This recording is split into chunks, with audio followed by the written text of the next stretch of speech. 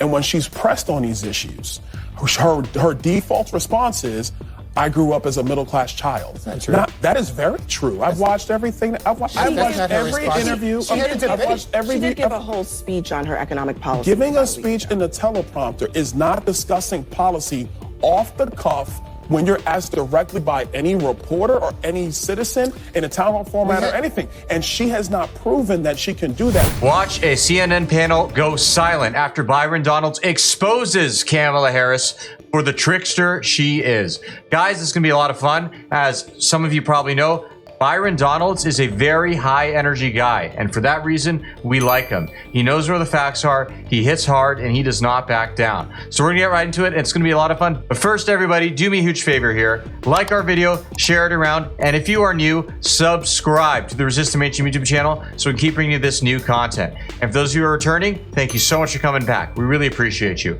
As always, everybody, I'm your host, Darian. Let's get into the video. You put up a chart. I just looked at the chart myself. The bottom line was from 2021. Well, what happened in 2021?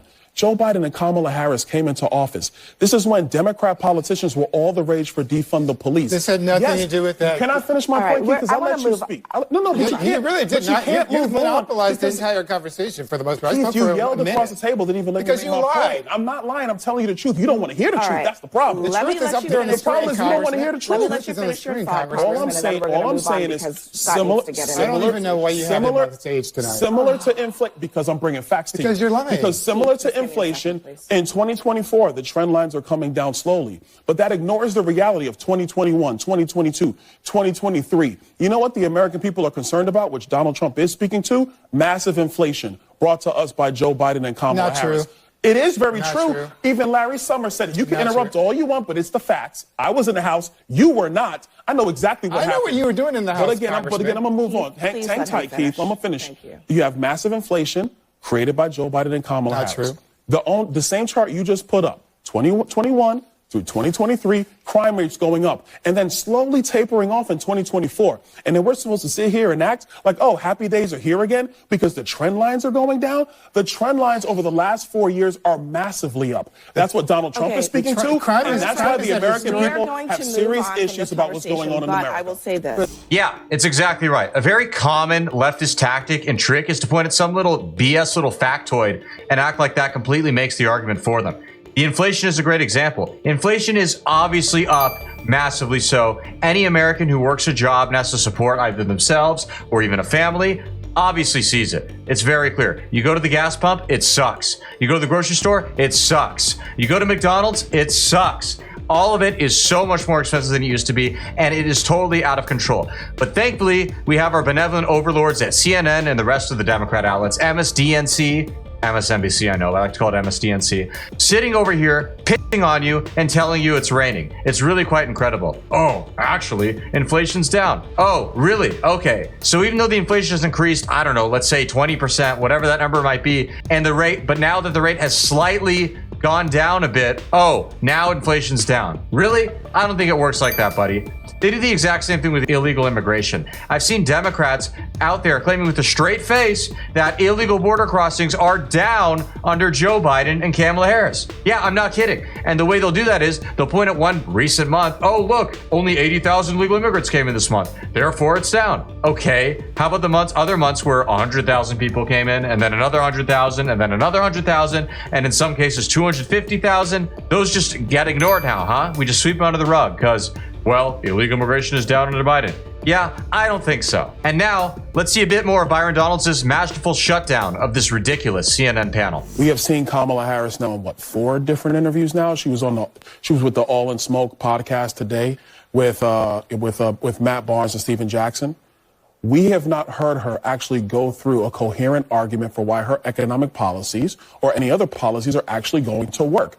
And when she's pressed on these issues, her default response is, I grew up as a middle-class child. That's not true. Now, that is very true. I've watched everything. I've watched every interview. She did give a whole speech on her economic policy. Giving a speech in the teleprompter is not discussing policy off the cuff when you're asked directly by any reporter or any citizen in a town hall format or anything. And she has not proven that she can do that. To the contrary, what she is proving by her lack of being available to the press and really to the people is that she is heavily scripted. And so anybody can read the teleprompter, but what's going on when the teleprompter is off and you got to respond to real policy? That's the problem. At the end of the day, Kamala Harris has zero intelligence to offer, zero policy, nothing of depth. She's really just not that smart of a person, and it shows on the campaign trail. You notice how everything is about her and her personality, an insufferable and terrible personality, by the way, but no matter. The media will just wave its magic wand and make everybody forget that they hated her 2 seconds ago and start liking them. We're seeing that happen right now in real time, and it's scary. But given what we had with the whole, outbreak of the past and that reaction to it by the government, it's not that surprising, as disheartening as it can be. But hey, you know what? At least Kamala Harris is a brat. What's not to love? Brat summer, everybody. Ugh. The collective IQ of America is dropping really rapidly just because we have those kinds of things in conversation. It's wild. Well, no, actually, let me go through Donald Trump's plan step by step. Number one, keep his tax cut policy in place by cutting taxes, lowering them more. He says that at every rally. He said it in every debate. It is about actually deporting illegal immigrants out of our country. They are depressing wages because there's. I want to give you the plan. That's number two, in securing our southern border, which will decrease the burden on states, localities, the federal government with respect to the cost of having illegals in our country. Number three.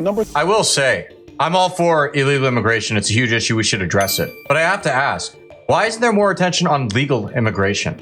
I do wish there was more of that in the Trump campaign. Maybe it's not popular to say it, but I'm just going to say it. There was much more of an emphasis on that back when Trump won in 2016. He said that he was going to cut legal immigration. Now, as of late, Donald Trump's latest campaign promise on legal immigration is to staple green cards to the diplomas of every single foreigner who graduates college, even if it's junior college. Is that a good idea? I don't know. What do you guys think? Let us know in the comments. I'm actually curious what you think of that. I will say, to Trump's credit, I love that he talked about the Haitian migrants in Ohio during the recent presidential debate that he was involved with. That was great, and you see how upset and furious the media is getting about it. Yeah, good comment by Trump. A+ right there. For three, getting out of these conflicts, which Ukraine is costing us $200 billion now, and Joe Biden and Kamala Harris want more money in a lame duck session after this election. Getting out of these conflicts so that we cannot be sending treasure overseas. Those are all recipes for economic success. He talks about them, and then here's the real thing. He was president already. And he did them in his first term in office, and our economy was thriving and succeeding. That all happened. If Donald Trump had been president back when Putin was thinking about invading Ukraine, it never would have happened. It would have been a non-issue. I'm just saying, got to make that point. Let's not forget that Putin went and touched Crimea back when Obama was in office, and then did the same thing except with Ukraine once Biden got in. What about those 4 years when Trump was in office? Didn't hear much about Putin in Russia, did we? Except for when the mainstream media was making up a hoax about how Donald Trump is in bed with Putin and doing his bidding. Right, okay. Whatever you guys say. Anyways, with all that being said, thank you guys so much for tuning in. We really appreciate it. As always, please be sure to comment below. Let us know what you liked about the clip, what kind of content you'll see in the future, and we'll see you guys again soon. Thanks, and God bless.